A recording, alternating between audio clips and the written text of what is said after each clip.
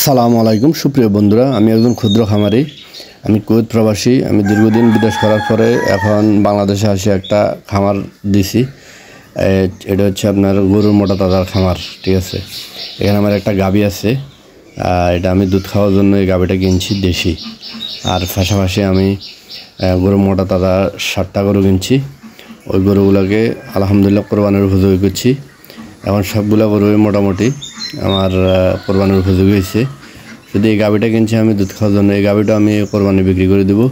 এবং এই যে গাভীর বাচ্চাটা, এই বাচ্চাটার বয়স চলতেছে আপনার 3 মাস। এরও আমি দানাদার খাবার এবং আপনার খড় খাওয়ার অভ্যাস করতেছি, যাতে গাভীটা আমি কোরবানি বিক্রি করলে ওই গাভীর বাচ্চাটা আমি লালন পালন করতে কোনো সমস্যা না হয়।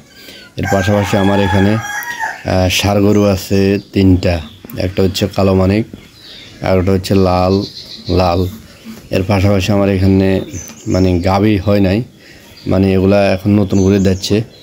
ওই রকম আছে আপনার পাঁচটা ওগুলো আপনার 2 দাঁত করে হয়েছে, কোরবানির উপযোগী। এই যে দেখুন, এই একটা, এটা মাশাআল্লাহ করে একদম মোটা তাজা আছে। এর পাশাপাশি আরেকটা আছে ওই যে কালো, এর পাশাপাশি আরেকটা আছে লাল, আর এটা হচ্ছে গাভী। এটাও বিক্রি করে দেবো কোরবানির জন্য। এটার পাশে দেখুন আরেকটা আছে লাল। মোট 7টা গরু আছে। ইনশাল্লাহ সবগুলো গরু কোরবানির জন্য উপযোগী। এবং আপনারা যদি প্রবাস থেকে আসেন, তাহলে আপনারা এরকম ছোটো পরিসরে একটা ডেয়ারি ফার্ম করতে পারেন, দুধ বিক্রির জন্য করতে পারেন। অথবা আপনারা যদি মোটা তাজা করেন, শুধু মোটা তাজা করেন, তাহলে মোটা তাজা ধরেন হাড্ডি গাভী কিনি, বা হাড্ডি আপনার ষাঁড় গরু কিনবেন কিনি। এগুলাকে আপনার পরিপূর্ণভাবে ট্রিটমেন্ট করবেন এবং করার পরে এগুলাকে সঠিক পদ্ধতিতে খাওয়া দাওয়ার খাওয়াবেন। 3 মাস 4 মাস লালন পালন করে বিক্রি করে দিতে পারবেন। অথবা আপনি যদি 1 বছর পর বিক্রি করেন তাও পারবেন।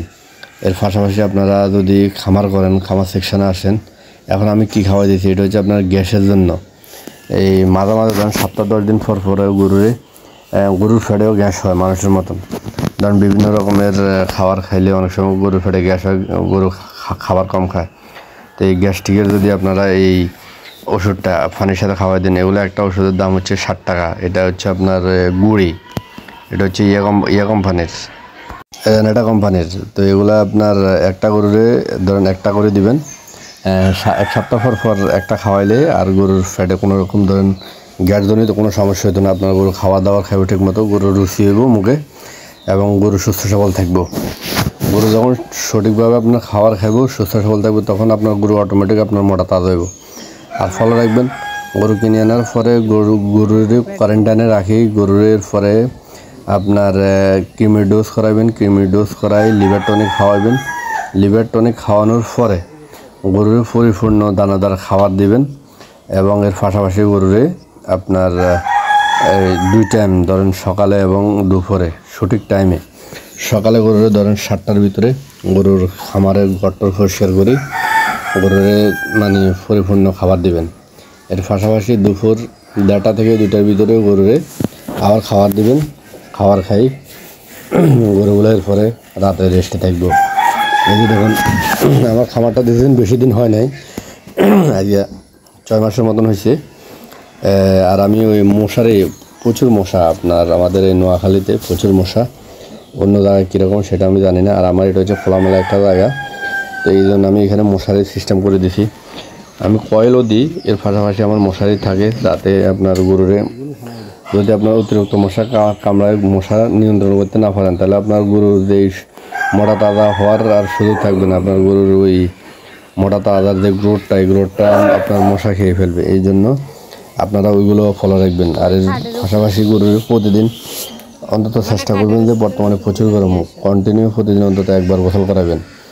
আর গরুর খামার পরিষ্কার রাখবেন এবং গরুর যেই মানে জায়গায় আপনার গরুর খাবার দেন, ওই জায়গাটা অন্তত প্রতিদিন যদি পরিষ্কার করতে নাও পারেন, 1 দিন পর মানে খাওয়ারের পাত্রটা 1 দিন পর পরিষ্কার করে দেবেন। আর যদি প্রতিদিন পরিষ্কার করতে পারেন তো আরও ভালো, তাহলে আর কোনো রকম ধরনের ব্যাকটেরিয়ার জন্য তো কোনো সমস্যা হয় না।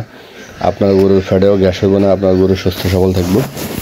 আর আপনার গরু যখন সুস্থ সবল থাকবে, তাহলে এখান থেকে ফিডব্যাক ভালো পাইবেন। এর পাশাপাশি গরুর যে আপনি দানাদার যে খাবারটা দিবেন, গরুর যখন দানাদার খাবার দিবেন, এর সাথে আপনারা পানি দিবেন না।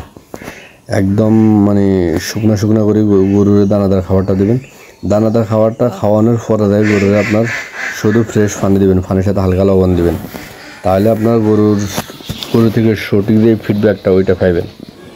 তো আপনাদের আমার ভিডিওটা যদি আপনাদের ভালো লাগে সবাই লাইক কমেন্ট সাবস্ক্রাইব দিবেন, সবাই আমার সাপোর্ট করবেন। আর আপনাদের যদি কিছু জানার থাকে তাহলে মেসেজ পাঠিয়ে দিবেন কমেন্টে, আপনাদের মেসেজের উত্তর দিব। তো সবাই ভালো থাকুন, আসসালামু আলাইকুম।